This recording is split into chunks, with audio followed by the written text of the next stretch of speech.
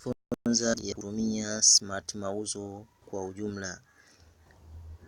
Kwa kuwa tayari tulishajua namna ya kutengeneza account, hapa tutajifunza jinsi gani unaweza kuitumia application ya smart mauzo katika maeneo tofauti tofauti, katika namna tofauti tofauti. Kwa kwanza kabisa tutajifunza hizi menu ambazo zinaonekana katika app yetu ya smart mauzo. Tukianza upande wa juu kabisa hapo upande wa kushoto tuna mistari mitatu meupe. Hii mistari haijakaa tu hapo, isipokuwa ina maana. Hii inaonyesha ni menu kuu ambayo ukikliki katika hii mistari mitatu itakuletea menu hapo ambayo inaonyesha pembeni jina lako la huyu mtumiaji ambaye ame login katika application, na email yake pia itakuwa inaonekana pale. Lakini pia chini kuna menu ambazo zinaonekana. Ya kwanza kabisa inasema nyumbani, ambao nyumbani ni hii page ya kwanza kabisa au ukurasa wa mwanzo kabisa ambao tunakuwa tunakutana nao wakati tu tumelogin katika application yetu. Lakini pia chini tunaona kuna madeni. Katika hii sehemu ya madeni utaona orodha ya madeni yote ambayo unayadai katika biashara yako. Kwa wale wateja wako ambao unakuwa unawakopesha, hapa ndipo unaweza kuwapata kirahisi wote. Lakini pia chini kuna sehemu imeandikwa ankara. Ankara ni invoice hizi. Kwa hiyo unaweza kutengeneza invoice kwa hawa wateja ambao unawadai. Ya chini yake inaonyesha ripoti, ambao hapa ndio utazipata ripoti zote za zinazotengenezwa na application ya smart mauzo, ripoti za mauzo za biashara kwa ujumla, za stoko na kadhalika. Lakini chini kuna suppliers wangu, maana yake wale ambao unachukua mizigo kwako au wanakuletea mzigo kwenye biashara yako na wewe uweze kuuza, unaweza kuweka kumbukumbu zao pia. Lakini pia kuna sehemu inaitwa account yangu. Account yangu hapa ni sehemu ambapo unaweza kumanage hii account yako. Kwa mfano kuongeza maduka, kuongeza wauzaji, au kubadilisha maduka, kufanya nini. Kwa hivyo vyote unaweza kuvimanage katika hii sehemu ya account yako. Lakini pia kuna maelezo pia ya hii account yako inaelezewa, unaweza kupata hapo. Yaani zile taarifa zako zote ulizojaza wakati wa kujisajili. Chini yake kuna sehemu inaitwa malipo. Malipo hii itakuelezea tu jinsi gani unaweza kulipia huduma yetu ya smart mauzo. Hapa kuhusu program ni maelezo mafupi kuhusiana na program yetu. Lakini chini pia kuna sehemu imeandikwa msaada, maana yake pale utakapokuwa umekwama katika sehemu yoyote katika application, unaweza ukapata namba za mawasiliano au email ukazitumia kupitia kwenye application hii na kututafuta moja kwa moja. Chini kabisa kuna mipangilio. Mipangilio maana yake ni ya vitu ambavyo ni muhimu kuviweka katika application, kuviweka katika hilo duka lako, mfano mambo ya VAT au namba benki account na kadhalika, ambazo zitakuwa zinahitajika kuviweka ili viweze kutumika katika shughuli zako za kila siku za kutumia application. Lakini pia kuna sehemu imeandikwa badili lugha. Application kama tulivyotusema ina lugha mbili kwa sasa, ambao kuna lugha ya Kiswahili na pia kuna lugha ya Kiingereza. Kwa sasa tumetumia lugha ya Kiingereza hapa, ndio maana kila maneno yote mengi yanaonekana kwa Kiswahili. Alafu kuna sehemu inasema toka. Toka ni ikiwa nimemaliza kutumia application, nataka ni close ili asije akatumia hata mtu yoyote. Inawezekana pia nikawa nimeacha tu simu yangu, lakini mtoto akaja akagusa mwisho wa siku kaweka kitu chochote au kadelete kitu chochote katika application, kesho nikikitafuta nisiweze kukiona. Kwa hiyo naweza nikatoka hapa nikawa application yangu niko safe. Kwa hiyo hii ni menu kuu ambayo tumeielezea. Kwa mfano nikikliki hii sehemu ya nyumbani, nikikliki nyumbani hapa itafunguka hii menu yangu, itanifungulia page ya mwanzo kabisa ya application yetu. Sasa katika hii ukurasa wa nyumbani kuna vitu vitakuwa vinaonekana. Juu kabisa pale tunaona jina la hiyo biashara yetu ambayo tumesajili. Mfano mimi hapo ni Mtaita Shop. Kwa hiyo wewe kama umesajili lako huko sijui nani shop au nini business au nini company limited, whatever utakavyokuwa umeweka hapo utazitakuwa linaonekana hapo. Lakini pia kuna sehemu inaonyesha mishale miwili yenye kufuatana na ikatengeneza kama duara. Hii ni sehemu ambayo tuna synchronize data zetu. Yani tunakuwa tunafanya kazi zetu katika simu, lakini baada ya hapo tunatakiwa tuzitume ziende katika server ili ziweze kuhifadhiwa huko ambako haziwezi kupotea. Kwa sababu simu inaweza ikadondoka, inaweza ikaharibika, inaweza ikaibiwa, inaweza ikapatikana ikapatwa na mtihani wowote ule. Kwa hiyo ili data zako ziwe safe, maana yake ndio tunafanya synchronization, tunazituma huko ambako zitakuwa zimehifadhiwa. Lakini kuna kitufe cha search. Search hiyo ni kwa ajili ikiwa nataka kusearch chochote katika orodha ambao ninayo hapa mbele yangu. Mfano niko katika mauzo, nataka kusearch uzo la mtu fulani huko. Kwa hiyo nikiandika tu hapo itakuwa ina search kila kitu ambacho kinaendana na hicho ambacho nimeandika. Kwa hiyo ni alama ya search. Hapa pembeni kabisa kuna vitufe vitatu ambavyo vinaonyesha vimefuatana kwenda juu. Nikivigusa hivi kuna menu itakuja hapo, inanionyesha kwanza ni mipangilio kama alivyoeleza kule settings za nani application, lakini kuna sehemu inasema badili lugha. Kwa hiyo nikigusa hapo badili lugha itaniletea hizo lugha za kutumbili hapo. Kwa hiyo nikikliki Kiswahili itanibadilishia lugha ya Kiswahili, nikikliki Kiingereza English itanibadilishia kwenda kwenye English. Kipengele kinachofuata ni badili duka. Kwa hivyo kama ni na maduka zaidi ya moja na nimeshayasajili katika application, ninaweza nikabadilisha duka ninalotaka. Mfano mimi hapo nikikliki inaniambia nichague duka. Kwanza ina search haya maduka yangu ambayo mimi ninayo, nimeyasajili katika application. Ina search kutoka kwenye server ili kuona kwamba nina maduka mangapi.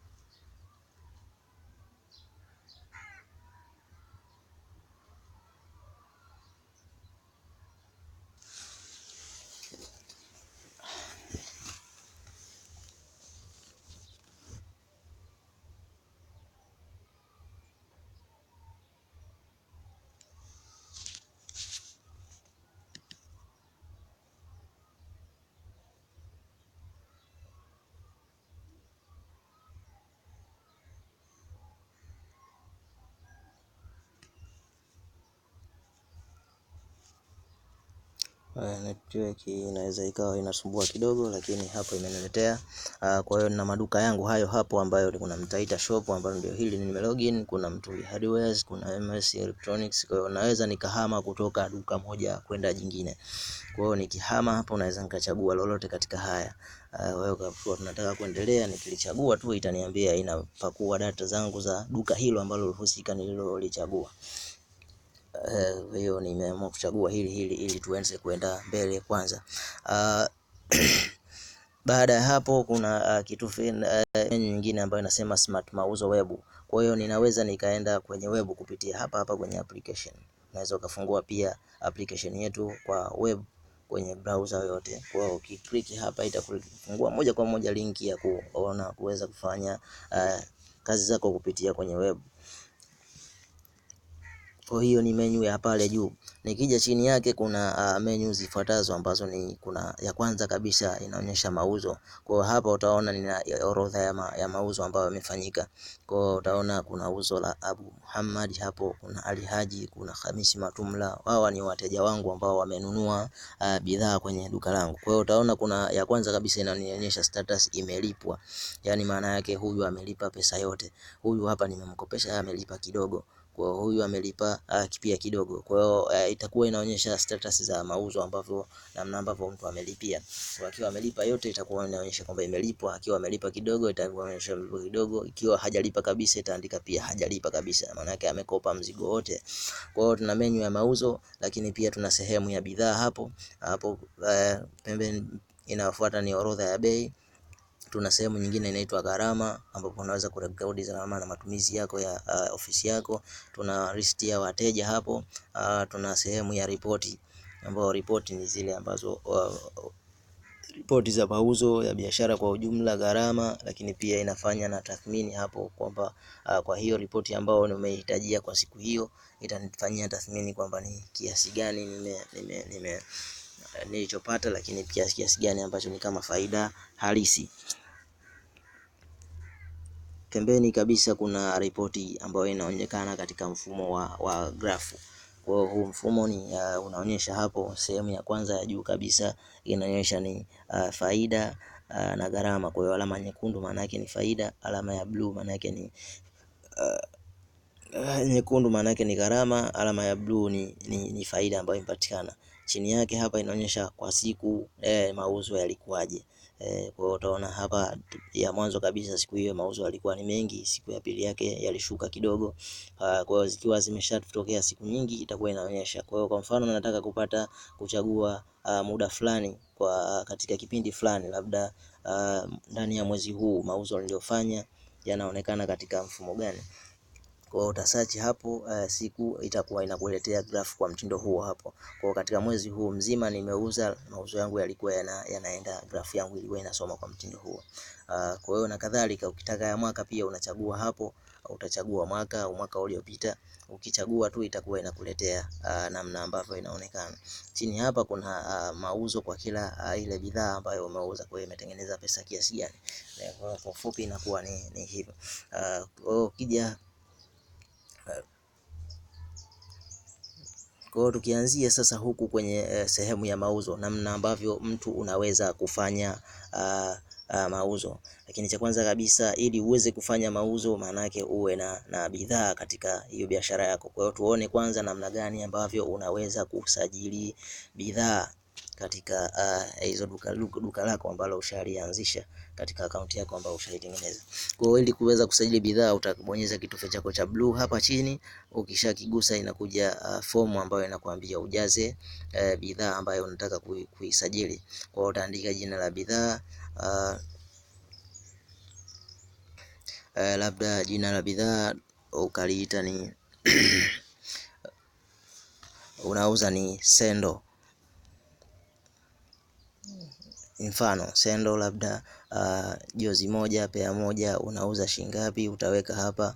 Unauza kwa jozi, lakini pia unauza bei gani, labda sendo shilingi 5000 nauza sendo bei ndogo ndogo tu hizi. Kwa hiyo nitaweka hapo bei ya kununua, labda ninunua shilingi 3500. Nitaweka hapo na nitaweka idadi iliyopo, labda sasa hivi nina jozi 30 na pea 30. Kwa hiyo kisha nitahifadhi. Kwa hivyo ndivyo ambavyo nitakuwa nimeongeza hiyo bidhaa yangu ya sendo. Kwa hiyo nikija chini huku nitaikuta sendo imeongezeka hapo. Na kwa hiyo ukishaongeza hiyo sendo hapo, maana yake itakuwa ukiklik tu itakuonyesha bidhaa, jina la bidhaa inaitwa sendo. Idadi ambayo ipo ni 30, idadi ya bei ya kuuza, bei ya kununua inaonekana pale. Kwa hiyo hivi vyote vinaweza via ukavibadilisha. Kwa hiyo ikiwa bei imebadilika ikawa mpya, utakuja kukliki hapo mpya. Mfano nimeenda kununua mzigo mpya nikakuta bei imeongezeka na mimi nataka kuongeza bei, na kuja na kliki hapa mpya. Nikigusa mpya itaniletea dialog ambayo inaniambia andika bei mpya. Nitajaza hiyo bei mpya ya kuuzia, then kuanzia mauzo yatakayoanzia hapo yatakuwa yanasoma kwa bei hiyo. Kama bei pia ya kununua imebadilika, nitakliki hapo mpya, nitaweka bei ya kununua mpya ambayo nimeikuta kule, nitaiweka hapo, itabadilisha hiyo bei. Kwa hiyo kitakachouzwa kuanzia hapo kinafanywa mahesabu kupitia bei hizo ambazo nimeweka hapo sasa hivi. Lakini pia stoko, kama nimeenda kuleta mzigo mpya, nitaweka kuweza kuongeza hapo. Mfano nimeenda kuongeza PC 20 tena, anipea 20 nyingine. Lakini kama pia ninao supplier ambaye ananiletea na ninataka na bidhaa zangu zinahitaji kuwa na tarehe ya kutengeneza na tarehe ya inayoisha muda wake, ina expire, naweza nikazijaza hapo na nikaweka. Kwa zangu mimi hazihitaji, ninaweza nikahifadhi tu. Kwa hiyo utaona ile idadi ya 20 ambazo nimeleta zitaonekana nazo hapo kwenye listi. Kwa hiyo jinsi utakavyokuwa unaziongeza zote zitakuwa zinajiorodhesha hapo. Lakini pia kuna hizi ambazo zimeharibika. Mfano kwa hiyo kama imeharibika, sendo sijui imekatika, utaijaza hapa kwamba hii imeharibika, utaiweka hapo, then itakuwa zinaonekana katika listi ya ambazo zimeharibika. Kwa hivyo ndivyo ambavyo unaweza kuiongeza bidhaa na jinsi ambavyo unaweza kubadilisha, kuongeza stock na kubadilisha bei. Baada ya kuona hiyo, ukishaweka vyote hivi, unaweza kuja kwenye orodha ya bei. Hapa utakuta bidhaa zako zote zikiwa zinaonyesha idadi iliyopo kwa kila bidhaa, lakini na zile bei zake ambazo unauza kwa sasa. Kwa hiyo utakuta ile sendo yetu tuliyoongeza iko chini kabisa hapa, inaonyesha kwamba ziko 50 kwa sababu tulikuwa na 30 tukaongeza tena 20 zikawa ni 50. Kwa hiyo pia inakuonyesha kwamba wakati nikiuza huu mzigo ulioko wote hapa, utakuwa unanipa kiasi gani, utakuwa una thamani ya kiasi gani baada ya kuuza katika orodha ya bei. Kwa hiyo baada ya kuona bidhaa zipo sasa, tunaweza kufanya mauzo. Kwa hiyo ili kuweza kufanya mauzo, ninakuja kuclick katika hiki kitufe ambacho kinaonekana chini chenye alama ya kujumlisha. Nikigusa tu hii hapa chini, itaniletea hii page ambayo inaniambia POS uzo jipya. Maana yake hapa nauza uzo jipya kwa mteja mpya, au ni yule yule lakini kaja kanunua kwa siku nyingine. Kwa hiyo utaona sehemu ya kwanza kabisa kuna alama ya jumlisha na alama ya kimtu, ambao hii inaonyesha kama mfano huyu mteja ni mpya kabisa, nataka kumsajili. Kwa hiyo nikigusa hapa juu kabisa, itaniletea fomu ya kujaza ambayo inaniambia nijaze jina la huyo mteja ambaye namuuzia. Katika hili jina la huyu mteja naweza nikachagua kutoka kwenye orodha ya namba zangu za mawasiliano ambazo ziko katika simu yangu, au naweza nikaandika jina lake hapo kama ni jina ni mteja mpya kabisa ambaye sina mawasiliano naye. Kwa hiyo nikishaandika tu hili jina hapa, mfano kama nimemchagua kutoka kwenye orodha ya namba za simu, itakuja hapo itaniambia ni allow, utakubali. Kisha kubali, itakuletea orodha ya namba za simu ambazo unazo kwenye simu yako. Kwa hiyo mfano nataka kumuuzia mtu ambaye ninamhitaji hapa,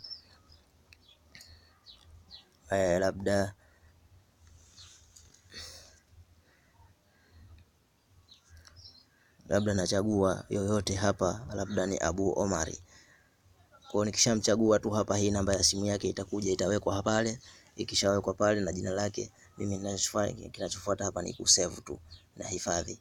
Kwa huyu Abu Omari ataonekana moja kwa moja pale kwamba yeye ndo namuuzia vitu, kwa sababu nimemchagua sasa hivi. Lakini kama sihitaji huyu, na naye nachagua katika wengine ambao wapo hapa kwenye orodha yangu tayari. Kwa hiyo nao wengi tu hapa ambao tayari nishawasajili. Ama hapa ni kwa mteja ambaye nataka kumjua kwa jina lake. Kuna yule mteja ambaye anakuja kununua na kuondoka, huyu sihitaji kumjua jina lake. Kwa hiyo naweza nikatengeneza jina lolote ambalo mimi nitakuwa nalitumia. Kwa mfano hapa mimi nimeita mteja default. Huyu mteja default nauzia mtu yoyote ambaye anampita njia tu, anakuja kununua na kuondoka, sihitaji kumjua, kwa sababu hawa ambao nahitaji kuwajua ni wale ambao mfano nataka kuwakopesha, au wanachukua mzigo mwezi huu na wanakuja kulipa mwezi ujao au katikati ya mwezi. Kwa hawa ambao nawakopesha naweka majina yao kamili. Kama simkopeshi, basi anaweza kumuuzia kwa jina lolote. Kwa hiyo tukimchagua yule ambaye tumemwingiza sasa hivi, Abu Omar, tunaweza tukamuuzia hapa. Sasa kumuuzia, tunakwenda kuchagua bidhaa ambazo amezinunua leo. Kwa hiyo tukienda kwenye kitufe cha chini kabisa hapa, kinaonyesha kama kitoroli. Tukikigusa hiki, kinatuletea orodha ya bidhaa ambazo tunazo kwenye biashara yetu. Kwa hiyo kisha kigusa tu hicho, kagusa bidhaa yote, itakuwa inajileta kwenye listi hapo. Kwa hiyo kigusa hiki kitufe, kinaleta orodha ya bidhaa ambazo tunazo kwenye duka letu, zote zinakuwepo hapo. Lakini pia itakuwa inakuonyesha bidhaa baibui vipande 7 vimebaki. Kwa hiyo utakuwa unaona kwamba zimebaki ngapi. Gloves zimebaki jozi 3 zimebaki na kadhalika. Kwa hiyo kwa mfano huyu Abu Omar labda kanunua baibui. Kwa hiyo kachagua bidhaa ya kwanza, kanunua baibui, akachukua na jilbab moja, akachukua na kanzu ya Al-Haramain moja, labda alichukua na kilemba mathalan, akachukua na kilemba kimoja pia. Kwa hiyo hivi vitu vyote vinne kashavichagua, nachagua kwanza kabisa na hold kile cha kwanza kabisa alichokuchukua na kishikilia, alafu vinafuata naweza kachagua tu kwa kuvigusa. Baada ya hapo zishachaguliwa item 4, na mimi na bonyeza hii alama ya tiki hapa juu. Nikishabonyeza hapo, itaniwekea vile vitu vyote alivyochagua hapa, alivyovinunua, itaviona inavyoonyesha hapo. Kwa hiyo kishavionyesha,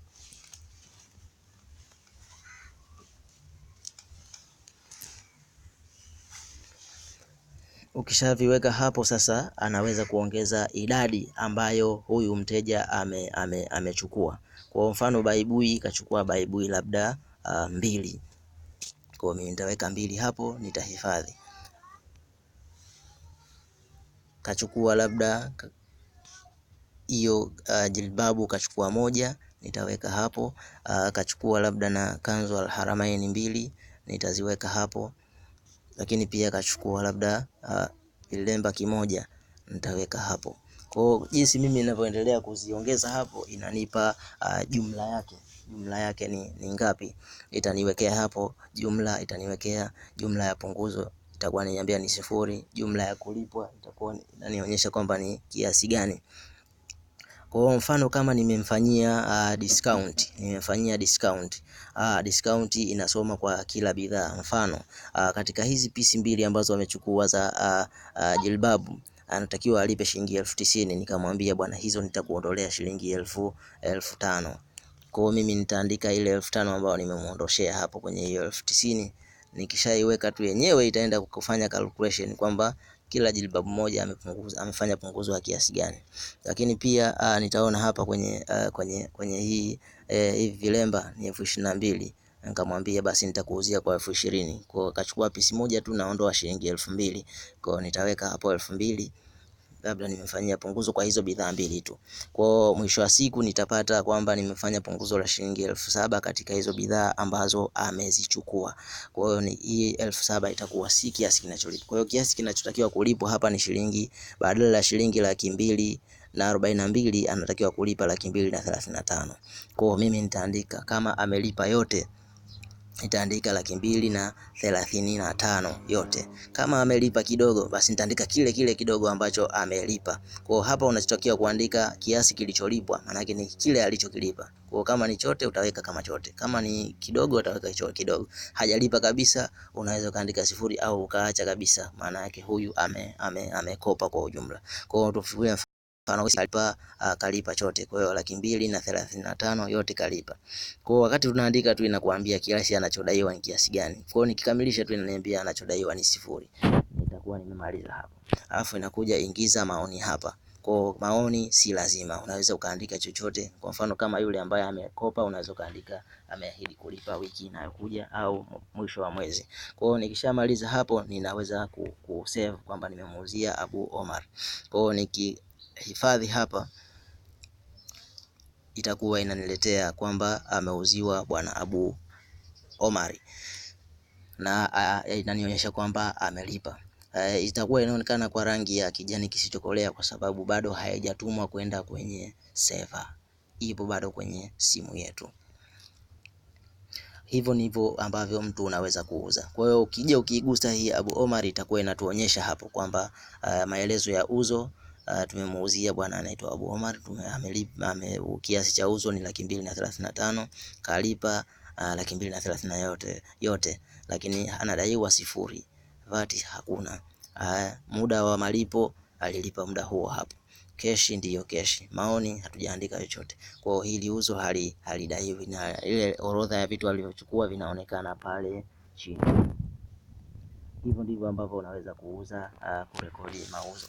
Kwa hiyo ukija tushajua namna ya kurekodi bidhaa na namna ya kurekodi mauzo. Kwa hiyo unaweza kuja kurekodi gharama.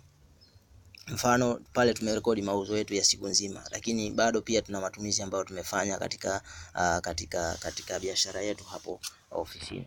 Mfano watu wamekula chakula, kwa hiyo utakuja tu chakula, leo tumekula chakula cha shilingi 3,500. Huyu ni mtu mmoja kala chakula cha 3,500, yeye ataweka hapo chakula nimekula 3,500, atakirekodi. Mfano tena ametumia gharama nyingine, labda utakuwa unaziona zile ambazo tayari zipo, lakini ambao haipo utaweza kuiongeza hapa. Mfano tumelipa pia umeme, kwa hiyo atakliki hapo, ataweka leo tumelipa umeme, labda ukishaiweka tu umeme itakuja hapo, utaweka kiasi chake ambacho kimetumika kwa ajili ya huo umeme. Kwa hiyo utaweka hapo umeme umetumika leo, tumenunua umeme wa shilingi 15,000. 15,000. Kwa hiyo nitaiweka 15,000 hapo, nitahifadhi. Nikisha hifadhi itakuwa inanionyesha pale kwamba tumetumia umeme wa shilingi 1015.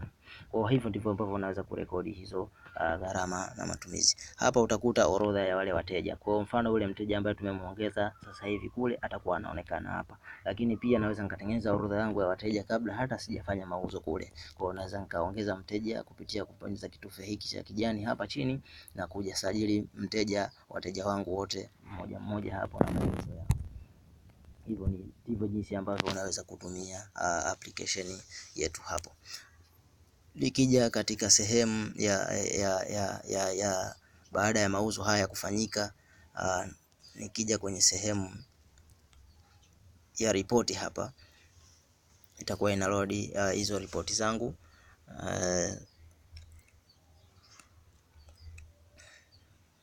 Hapa ripoti zinasachiwa kutoka kwenye server moja kwa moja, na pale ina automation ya kusynchronize. Kwa hiyo kila baada ya nusu saa tu ya robo saa inakuwa ina synchronize data ambazo bado hazija synchronize, au unaweza ukasynchronize wewe kwa kubonyeza kile kitu ambacho tumekielekeza pale. Kwa hapa ikiwa tayari kwenye hii ripoti, unaweza ukasearch ripoti kwa kuchagua muda fulani. Mfano naweza nikaamua kutaka ripoti ya leo, nikahitaji ripoti ya jana, ya wiki hii, wiki iliyopita, mwezi huu, mwezi uliopita, mwaka huu au mwaka uliopita. Lakini pia ninaweza nikachagua ripoti zangu kwa kupitia tarehe.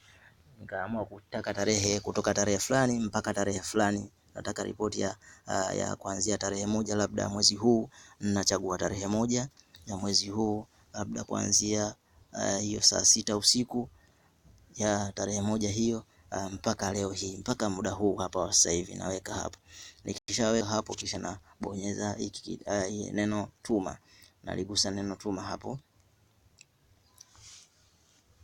Nikishagusa neno tuma, ita search na itaniletea ripoti ya huo muda ambao mimi nimechagua. Kwa hiyo utaona hapo ripoti ya muda wote ambao nimefanya mauzo kuanzia tarehe moja mpaka leo itakuwa inaonekana hapo.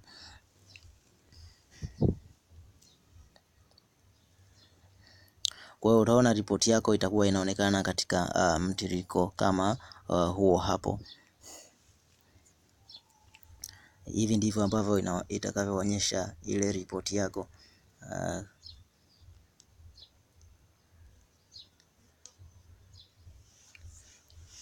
Kwa hiyo nikiklik mfano mwezi huu, itakuwa inanionyesha hapo mwezi huu ripoti yangu inaonekana hivi, ambapo ndo kama ile tulizosema tarehe moja mpaka tarehe fulani. Kwa hiyo zitakuja hapo bidhaa, utakuta kuna bidhaa inajirudia mara mbili. Maana yake ni kwamba uliuza kwa bei mbili tofauti.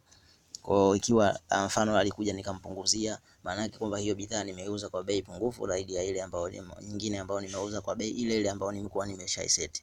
Kwa hiyo bidhaa ikijitokeza mara mbili, maana yake imesort kwa ile bidhaa bei ambazo tumeziuza.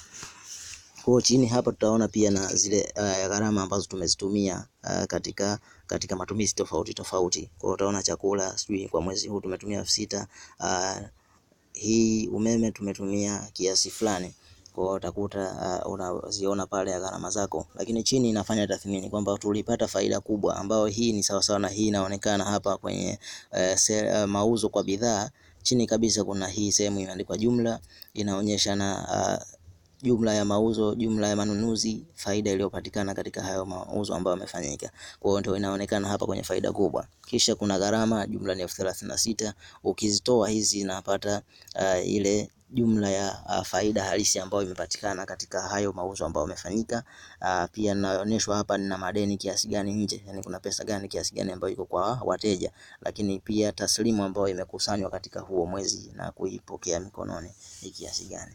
Kwa hiyo hii ni ripoti ya ujumla.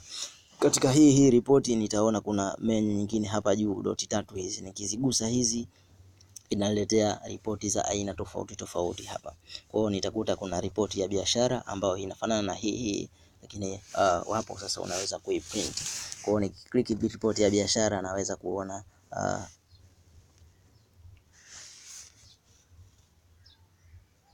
inaniambia ni allow, kwa sababu naweza download kama PDF. Kwa hiyo nikiklik hapa allow, itakuwa na uwezo wa kudownload kama PDF. Kwa hiyo utaona hapa inanichagulia muda moja kwa moja, inachagua masaa 24, yani siku ya leo ni vilivyofanyika siku ya leo. Kwa hiyo utaona hapa imeniletea ripoti ya leo kwa ujumla kwamba leo tumeuza vitu hivi vinne ambavyo alichukua yule bwana, lakini pia tumepata faida katika hivi vitu viwili. Faida ilipatikana 50,000, matumizi yakawa ni shilingi 3,500 jumlisha 15,000 18,500. Kwa hiyo tumepata faida halisi shilingi 31,000 kwa siku ya leo, na zote zimelipwa hizi pesa 216. Kwa hiyo hii ripoti ninaweza nikai download kama PDF hapa na kuweza kuiprint. Kwa hiyo nikiklik hapo kialama cha juu cha kudownload, inanidownloadia kama PDF, na hivi ndivyo ambavyo inaweza kudownload hizo ripoti zote. Kwa hiyo ripoti yangu naipata hapo kwamba hii ripoti ya biashara, ripoti iliyotengenezwa muda fulani, tarehe hiyo hapo, saa hiyo hapo, ambayo inaonyesha kama ilivyokuwa kwenye inaonekana pale. Lakini pia naweza nikaona ripoti zingine tofauti kupitia hapa kwenye hii menu. Kwa kuna ripoti ya faida, kuna ripoti ya mauzo, kuna ripoti ya madeni, lakini pia kuna jumla kwa ya ripoti ya siku, yani maana yake itakuwa inaonyesha ripoti kila siku, kuna jumla ngapi, mauzo ngapi, matumizi ngapi, faida kiasi gani, na faida halisi iliyopatikana kiasi gani, hali ya stoko ina hali gani sasa hivi, kuna kitu gani kimepungua, unaweza ukaona katika hiyo ripoti. Lakini kuna ripoti ya kuingia na kutoka, ile yani umeingiza mzigo fulani leo, umetoka kiasi fulani. Kwa hizo ripoti zote unazipata hapa, na hii ripoti nyingine ni ya mtaji. Hii inakuonyesha thamani ya mzigo ambao upo dukani. Kwa mfano kama nimefanya stock in take in kwa siku hiyo, unaweza ukaona ni kiasi gani huo mzigo ambao uko dukani una thamani gani, lakini pia baada ya kuuza utanipa kiasi gani. Kwa mfano nimeclick hiyo stock report, mtaji wa stock, itaniletea hii report yake hapo, ambayo inaonyesha bidhaa zangu zote zilizopo dukani kwa sasa, idadi iliyopo ina thamani gani.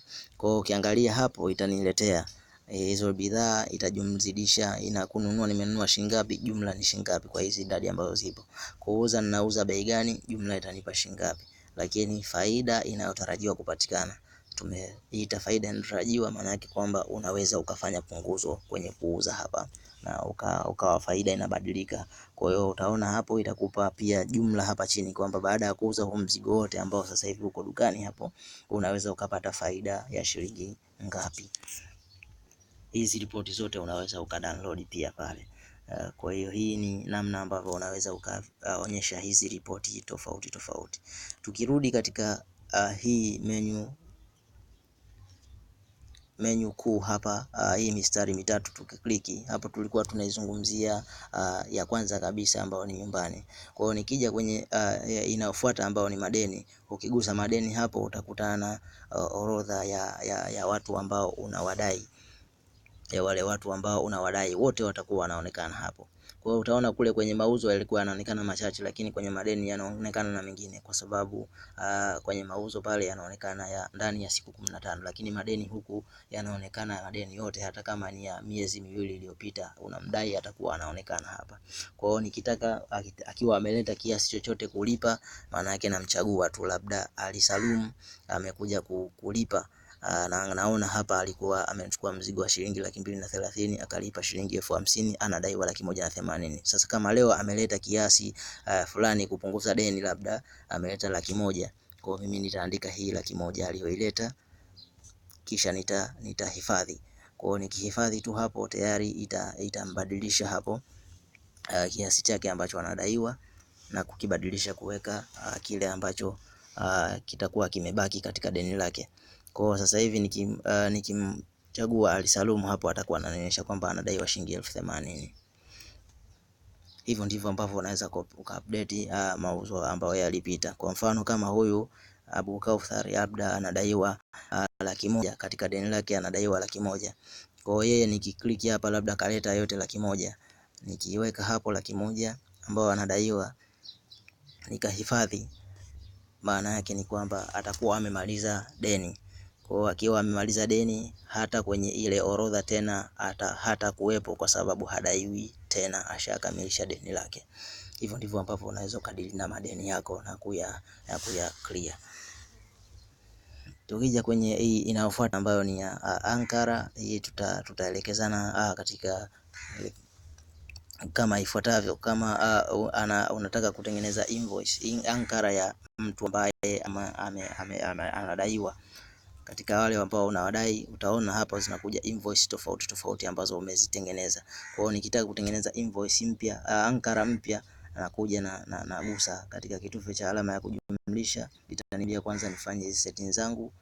Ile page ya mpangilio ndio hii hapa. Unaweka namba yako ya benki ambayo unaitumia labda kama ili ile invoice iweze kuonyesha kwamba wateja wako watakiwa kulipa kupitia benki fulani.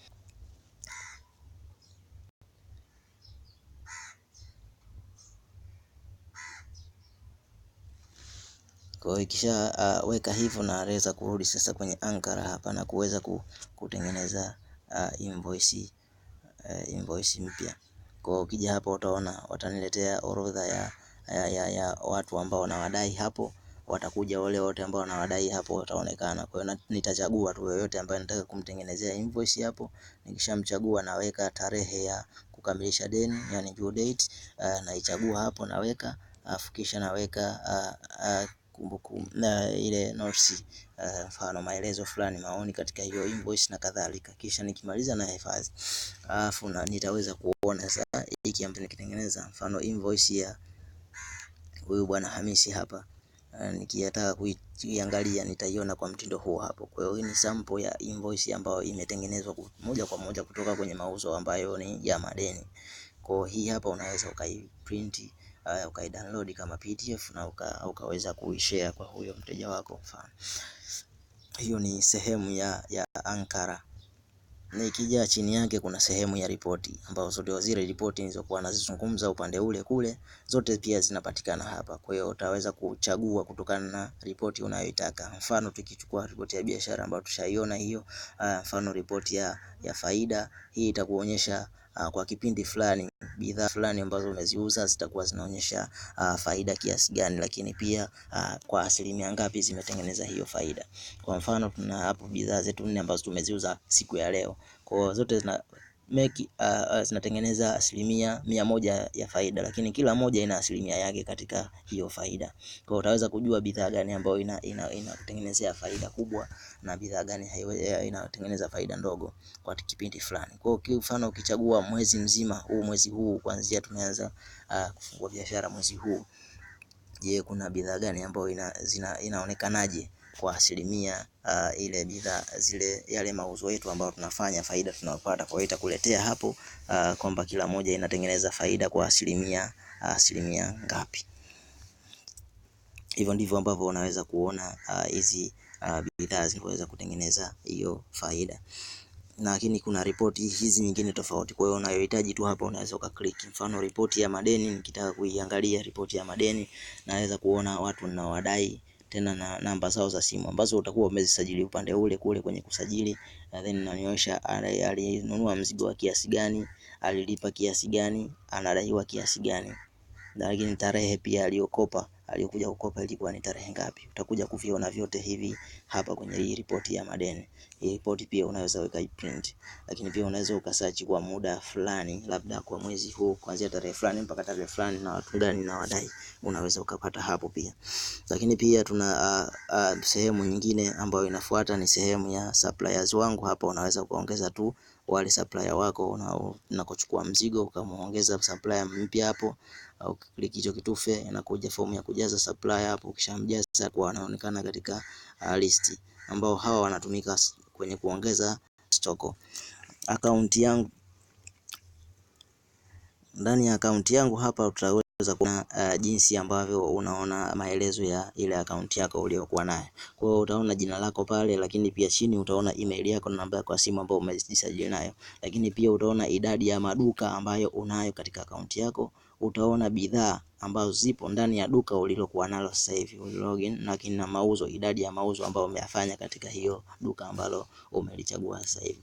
Hapa kwenye doti 3 upande wa kulia juu utaona kuna sehemu inasema maelezo ya duka. Hapa maelezo ya duka ni maelezo ya duka ambalo umelogin sasa hivi, uko nalo sasa hivi, unaliangalia taarifa zake, lina maelezo gani. Kwa mfano ni duka linaitwa Mtaita Shop, linapatikana sehemu gani na nini, na unaweza ukaedit hizo information kama ifuatavyo. Mfano ukigusa hapo itakuletea hapo maelezo ya duka, hiyo namba ya simu ya dukani, sijui namba yako ya mawasiliano, email linapatikana, anwani linapatikana Uhuru Street la Dar es Salaam. Hilo duka ndio maeneo linapatikana. Kwa hiyo information mwanzoni, wakati wa kusajili unasajili kwa jina tu pale, lakini unaweza ukaongeza haya maelezo mengine kukupitia hapa. Kwa hiyo ukiongeza tayari unahifadhi. Ukishahifadhi unaweza ukaona information zako zimeongezeka. Lakini pia unaweza ongeza duka jipya. Kwa hiyo nikigusa haya maneno duka jipya itakuja kibox hapo ambacho kinanionyesha kwamba ingiza jina la duka. Kwa hiyo nitaandika jina la duka hilo, duka langu jipya. Nikishaliongeza tu hapo nikaandika nikahifadhi, tayari nishakuwa nimeshaongeza duka langu jingine. Kwa hiyo nikishakuwa na hayo maduka tofauti, naweza nikabadili duka. Kwa mfano nikawa niko kwenye duka A nikabadili kwenda duka B.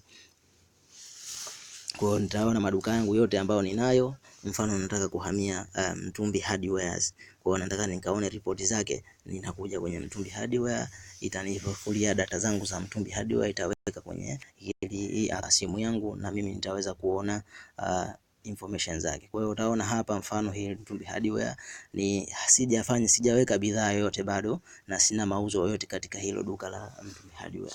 Lakini nikirudi kwenye hili la mwanzo ambalo ni Mtumbi Shop, niweza kuona kwamba nikibadili tena duka hapa nikarudi kwenye. Kwa hiyo Mtumbi Hardware ina maelezo mengine zaidi ya jina tu pale. Kwa hiyo nikija kubadili tena duka hapa, nitaweza kuona kurudi kwenye duka langu la mwanzoni ili kuendelea na taarifa zake nyingine.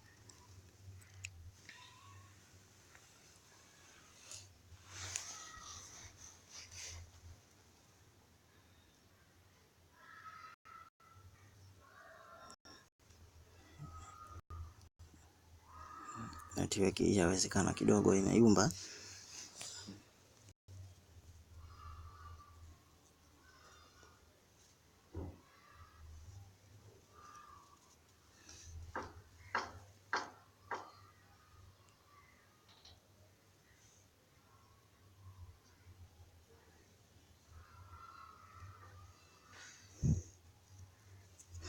Nitarudi katika duka langu la Mtaita Shop, hapo itasynchronize na itaniletea data za hili duka ambalo nimehamia tena. Kama inavyoonekana hapo, yapo inapakua data zangu na inabadilisha hilo duka limebadilishwa tayari. Hapo ina refresh hizo data zake kunionyesha kwamba bidhaa ni ngapi.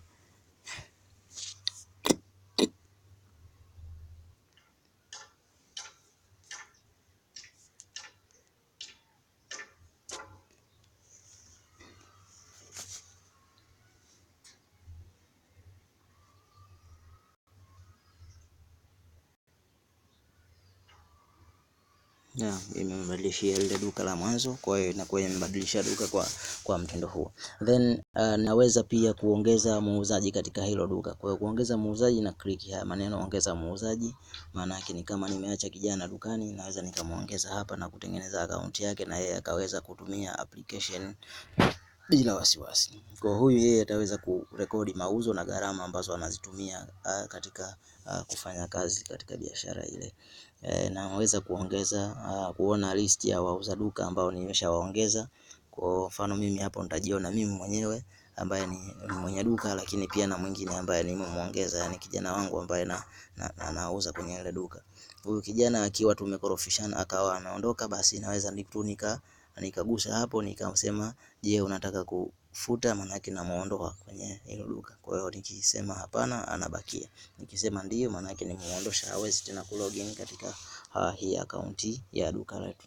Lakini pia nionyesha upya data, hapo ni kurefresh tu data zako ikiwa unaona kwamba zinakwenda taratibu zaidi. Kwa hivi ndivyo ambavyo unaweza kuongeza akaunti na kuongeza duka. Alafu kuna sehemu nyingine imeandikwa malipo. Hapa kwenye malipo ni maelezo tu namna ambavyo unaweza kulipia. Kwa hivyo hapa inakuonyesha kwanza maandishi mekundu, malipo yako ya sasa yatakwisha muda wake, tarehe inakuambia hapo Jumapili ya Septemba 29. Maana yake kwamba hii akaunti yangu nimeactivate kama nimelipa mwezi uliopita, maana yake itaisha mwezi huu tarehe 29. Lakini pia inakuambia hapo ufanye malipo kupitia hizo hiyo mitandao ya simu na kuweka hizo namba na kiasi ambacho unatakiwa kulipia kama ni mwezi na kadhalika. Na lakini pia kuna button inasema jinsi ya kulipia. Ukigusa hapo unapata maelekezo ya kila mtandao, namna ambavyo unaweza kulipia step kwa step.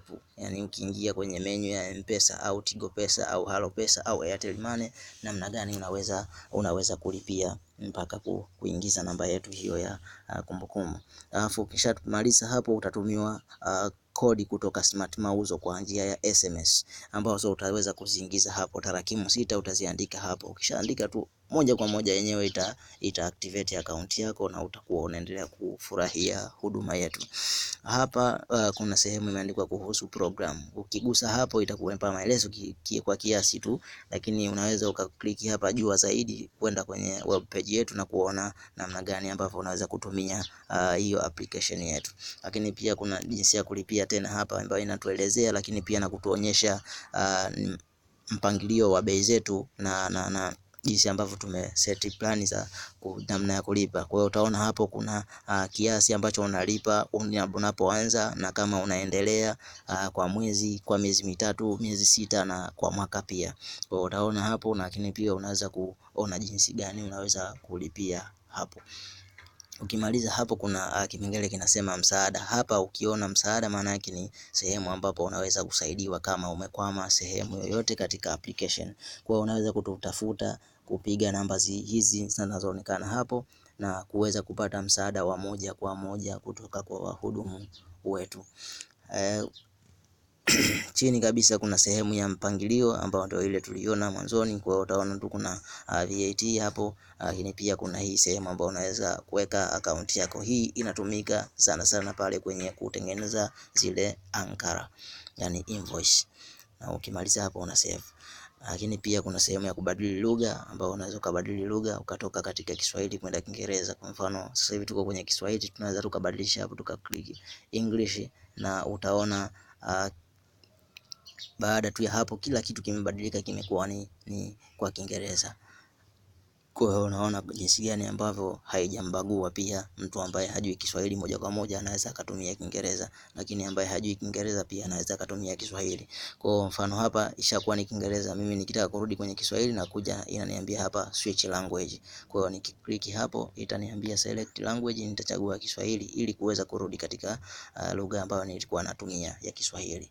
Kwa hiyo utaona inavyofanya kazi, kila kitu kimebadilika, kimerudi katika Kiswahili.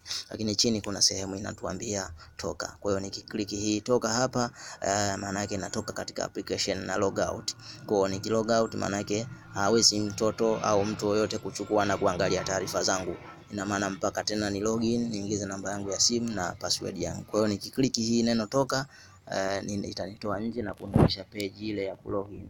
Kwa hapa siwezi kuingia tena mpaka niweze kuingiza namba yangu ya simu sahihi na neno langu la siri ambalo ni sahihi.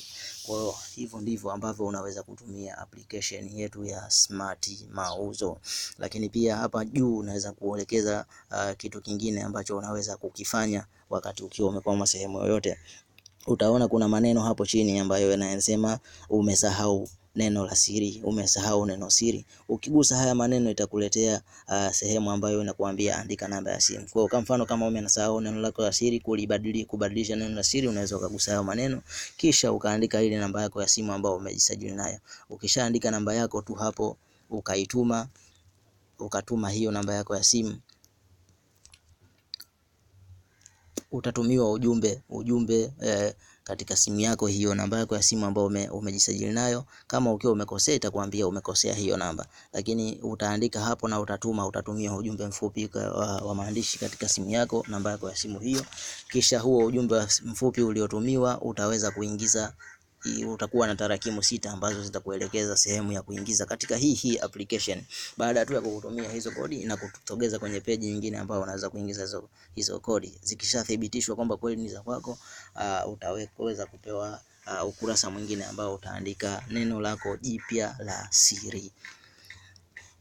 Lakini pia kuna sehemu inasema wasiliana nasi. Wasiliana nasi ni kama vile kule kwenye msaada ambao tulizungumzia. Kwa kabla hata huja login hapo, umekwamia hapo, unaweza gusa hapo na kupata maelekezo namna gani unaweza kusaidiwa katika hicho ambacho umekwama.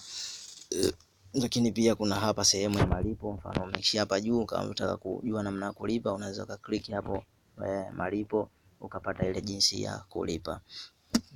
Kwa hivyo ndivyo ambavyo kwa ufupi unaweza ukatumia application yetu ya Smart Mauzo, na hapa tumeelekeza kwa lugha yetu, lugha tamu kama maji ya mtungi, lugha yetu mama ya Kiswahili. Na tunasema karibu sana, asante sana kwa kufuatilia maelekezo yetu haya ya kutumia Smart Mauzo. Smart Mauzo, simu yako, mauzo yako.